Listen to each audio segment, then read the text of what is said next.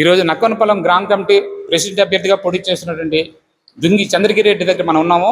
Sir నమస్తే. Sir నమస్తే అండి.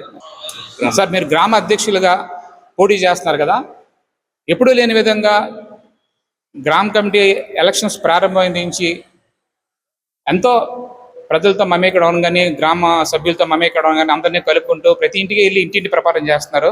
ఈ ఇంటింటి ప్రచారంలో భాగంగా మీకు ఓటర్ల నుంచి ఎటువంటి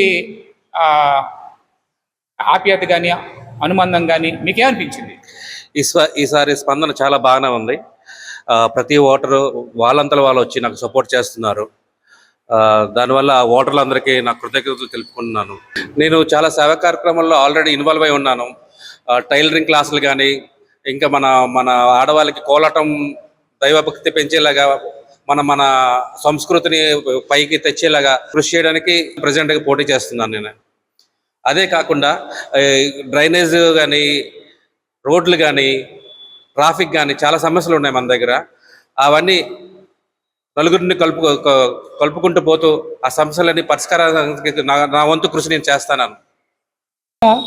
రాజకీయ పరంగా ఎటువంటి అధికారులు లేనటువంటి ప్రస్తుత తరుణంలో ఎవరికైనా సరే ఒక ఆపద వచ్చినప్పుడైనా, అంటే ఆపద ఇన్ ద సెన్స్ ఏంటంటే వాళ్ళకి ఆరోగ్యం బాగాలేకపోయినా, అనారోగ్యం గురైనా, లేదంటే పలానా సమస్య వచ్చినా, లేదంటే పలానా వృద్ధాప్య పెన్షన్లు ఇప్పించాలన్నా, లేదంటే ఊర్లో ఉన్నటువంటి డ్రైనేజీ సమస్యను మీ దృష్టికి తీసుకొస్తే మీరు ఎలా చేయాలనే దాని మీద ఒక ఆలోచన ఉన్నట్లయినా, లేదు అంటే ట్రాఫిక్ సమస్యను మీరు ఏ విధంగా జట్లేకున్న సమస్యను ఏదైతే మన జైబెరి నుంచి ఇటు భారతమాత విగ్రహం వరకు ఎటువైతే ట్రాఫిక్ ఉందో దాన్ని ఏ విధంగా మీరు చేయదలుచుకున్నారు? మీ మాటలు చెప్పండి. అది ముందు ఈ లైన్లో ఉన్న ప్రజలకు అవేర్నెస్ తీసుకురావాలి. ట్రాఫిక్ ఉన్న సమస్యలు కానీ అవన్నీ వాళ్ళకి ముందు అవేర్నెస్ తీసుకురావాలి. చాలా మందికి వీటి వల్ల ఈ ప్రాబ్లంలో ఎలాగొస్తాయో వాళ్ళకి తెలియదు. వాళ్ళకి ఒక అవేర్నెస్ తీసుకొచ్చి, వాళ్ళకి ఒక అవగాహన తీసుకొచ్చి ముందుకు సాగేలాగా తీసుకెళ్తానండి. మిమ్మల్ని ప్రెసిడెంట్ అభ్యర్థిగా నక్కవనపాలెం గ్రామ ప్రజలు నమ్మి మిమ్మల్ని గెలిపించారు అనుకోండి, మీరు గ్రామానికి చిరకాలంగా ఉండిపోయేటటువంటి పేరు ఏదో తీసుకొస్తారు? నాకు చిరకాల కోరిక అయితే ఆ రామాలయం ఉంది. ఆ రామాలయం శిథిలావస్థకు వచ్చింది. దాన్ని ఆ దేవుడు దయ తెలిస్తే నా చేతుల మీదుగా పని స్టార్ట్ చేస్తాను, పూర్తి కూడా చేస్తాను.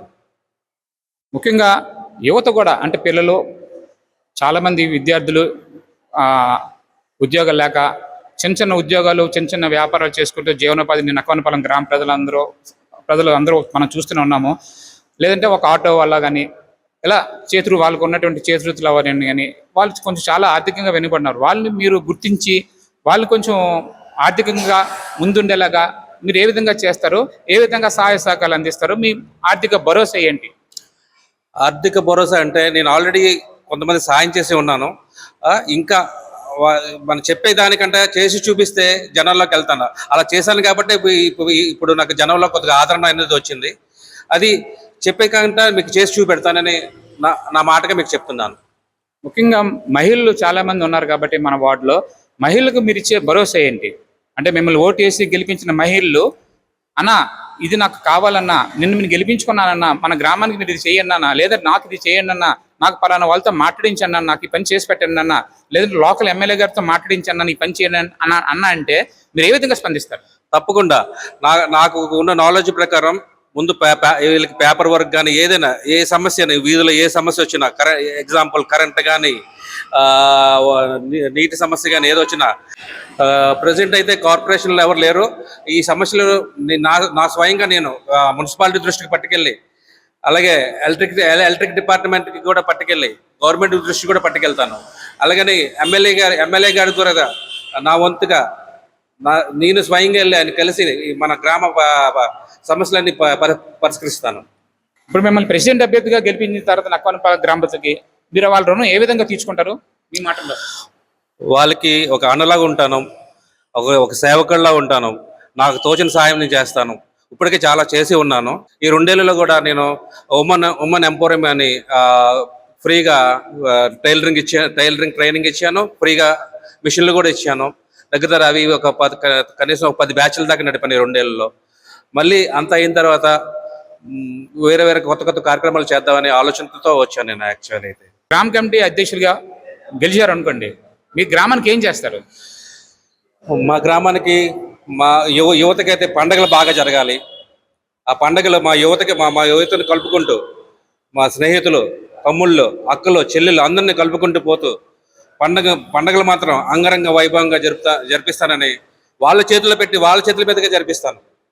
ఇప్పటికే చాలా మంది చెప్తారు, మీకు ప్రెసిడెంట్ పదవి రాకముందే చాలా మందికి ఆర్థిక భరోసా ఇవ్వడంతో పాటు ఆర్థికంగా చేయూత ఇచ్చి అంటున్నారు. దాంతోపాటు పిల్లలకి విద్యా బుద్ధులు నేర్పించడం కానీ, వాళ్ళకి స్కూల్ ఫీజులు కట్టడంలో కానీ, ఏ అవసరం వచ్చినా మీరు ఆర్థికంగా ఆదుకోవడం కానీ చేస్తారని చెప్పి గ్రామ ప్రజలందరూ కూడా చెప్తున్నారు. దానికి మీరేమంటారు?